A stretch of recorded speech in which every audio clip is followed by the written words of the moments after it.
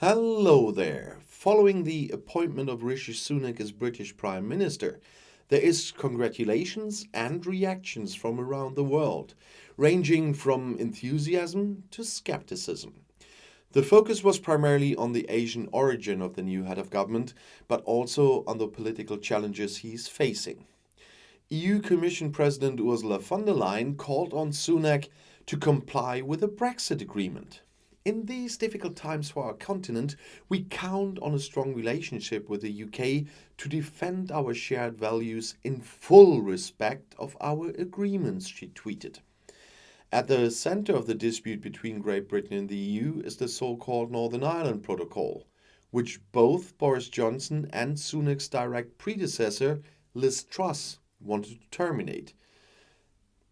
And Marc Francois from the European Research Group, the extreme right-wing ERG, when interviewed right after Sunak was announced by the 1922 committee, he said that Sunak promised to stick to these plans with the Northern Ireland Protocol and even bring the international law-breaking bill through Parliament if necessary.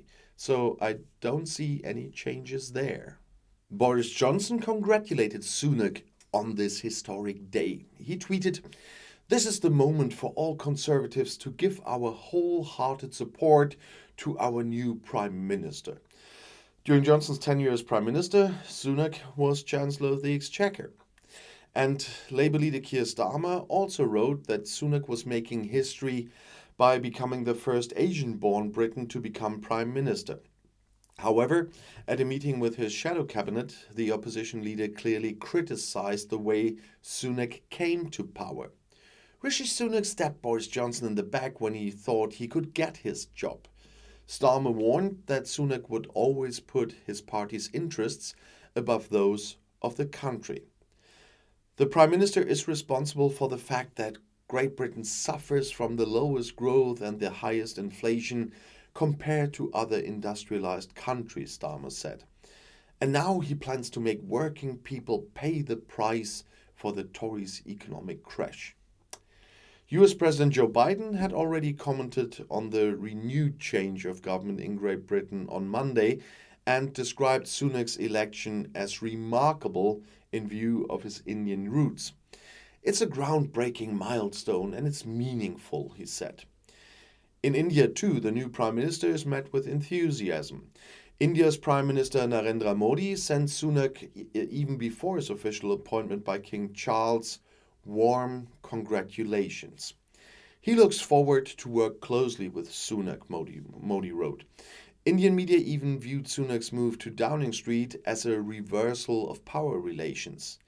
"India's sun rises above the colonial empire," commented the broadcaster NDTV.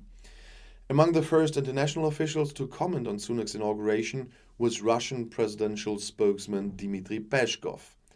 "There is neither the prerequisites nor reasons nor hope for building more constructive relationships anytime soon," he said.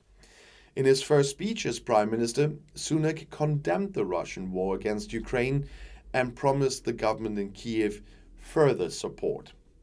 And Ukrainian President Volodymyr Zelensky tweeted that he was ready to strengthen the strategic partnership between Ukraine and the United Kingdom. He wished Sunak overcome all the challenges facing Britain and the whole world. But as I said earlier, with a new Prime Minister, we will see old politics. There will be some changes in fiscal policy, but the Brexit and all the stuff will stay the same. And I'll see you in my next video. I'll be back.